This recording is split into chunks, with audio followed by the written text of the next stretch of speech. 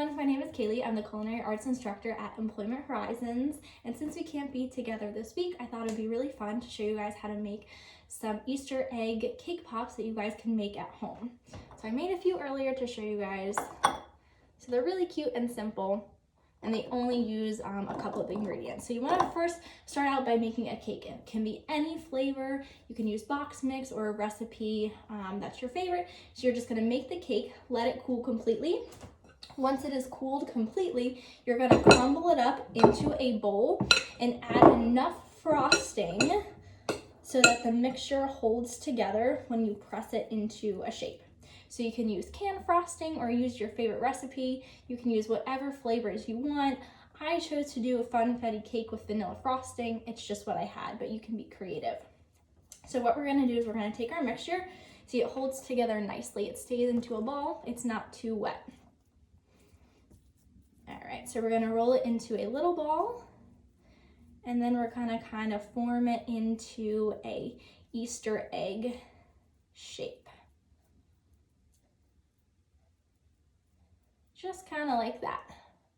So we're gonna pop these in the freezer for about 10 to 15 minutes. You want them to harden up so they're not as soft. So I have some that I've already had chilled. All right, so we have our little Easter egg cake pop.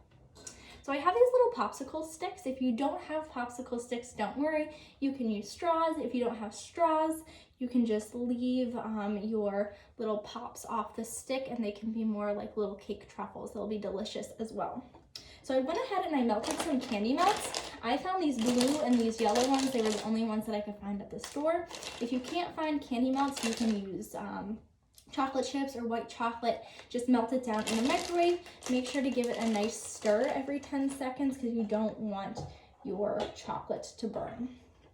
So if you are adding your cake pop to a stick, you're gonna take your stick and dip it into a little bit of the chocolate. This will act as a glue so your cake pop doesn't slide off your stick. All right. So once we have our cake pop on the stick, we're gonna put this back in the freezer for about another 5 minutes just so it can solidify.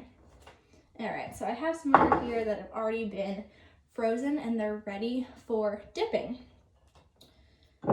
I just have my chocolate in a glass mixing or measuring cup. And what I'm gonna do, I'm just gonna take it and dip it right in and kind of turn it around, turn it around as I go. Alrighty. And I'm kind of just gonna let the excess drip off for a minute or so. If you have a piece of styrofoam laying around, that works great. You can kind of just stick the cake pop right into the styrofoam to dry. Candy melts do dry super fast.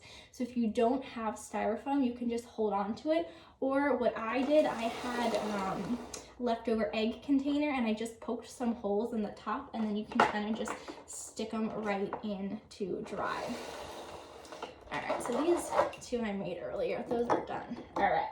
So it doesn't take long for the candy melts to harden, and then it's time to decorate, which I think is the funnest part. So I just have a whole bunch of random sprinkles, but you can use M&Ms, you could use chocolate chips, you can use coconut flakes, pretzels, really anything you have to decorate. So since the shell is already hard, what I did was I took a little bit of the candy melts and put it in a Ziploc bag, and I cut a little slit at the top, and what I'll do is I'll just pipe some of this chocolate on.